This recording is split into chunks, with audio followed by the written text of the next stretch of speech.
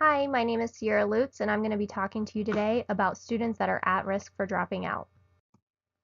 So who are they? Students that are at risk for dropping out typically display different types of characteristics. So these characteristics include demographics such as coming from low-income families, being male, being members of racial or ethnic minority groups, being older than their peers in their grades, so possibly being retained in the past and now being older than what their peers in their grades are. Performance characteristics include lacking credits, having poor attendance, and poor grades. And the research is showing that the students that drop out, their self-identified factors are typically things such as finding that the classes aren't interesting, that there's a lack of engagement with their schools, that their tests are too difficult, and that they have poor attendance. And then their factors that they've identified about others in the school system is that the adults don't expect them to perform well at school, that their parents are not involved in their education, and that their teachers did not seem interested in school. So students are dropping out for a variety of reasons. These can include becoming pregnant or having to parent a child, not having very good encouraging relationships with their peers or with their families regarding academics, possibly medical reasons, needing to work to provide for their family, so having to leave school in order to have a job to provide income for families, being dissatisfied with school, getting in trouble with their peers, school being too dangerous or being afraid of coming to school because of the environment, and the curriculum being too boring. And then this statistic here, every 26 seconds a student drops out of school. This is something that I found on multiple of the research websites that I came across. So impact of dropouts. So high school dropouts make an average of $9,200 less each year than those with a high school diploma. A lifetime that equates to $375,000 less and approximately $1 million less than college graduates.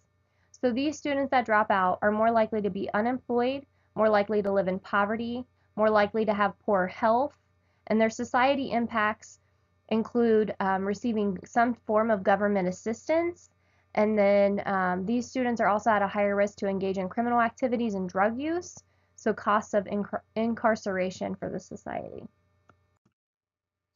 So impact on learning and development. Students that are at a high risk for dropout are those who typically have learning disabilities or emotional and behavioral concerns. So children that already have difficulties learning become even more disengaged and withdrawn from the educational system. And children are less likely to learn if they're not engaged in the curriculum with the staff and the school as a whole. So engagement is the big piece here. So role of school social workers. The biggest thing that a school social worker can do is identify the students that are at risk for dropout. So that they can do so by tracking attendance rates, tracking grades, and kind of where students are with their credits. They can then conference with the students and identify what that level of engagement is with their school, their classes, and their teachers. So like I said earlier, we know that students who drop out feel disengaged. And then 3, so how do we get them re-engaged? So possibly implementing interventions such as groups with other students feeling the same way, running the groups to increase support networks, as well as study groups. So incentivizing the students for participation for their academic achievement. It'll show that the students that you care.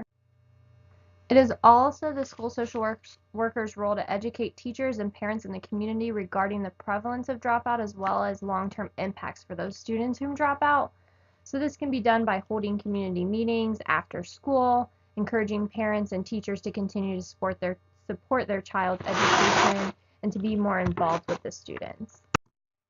So role of teachers, it's their job to make sure that they are providing the education in a way that the students are able to learn and it's interesting. So engaging the students.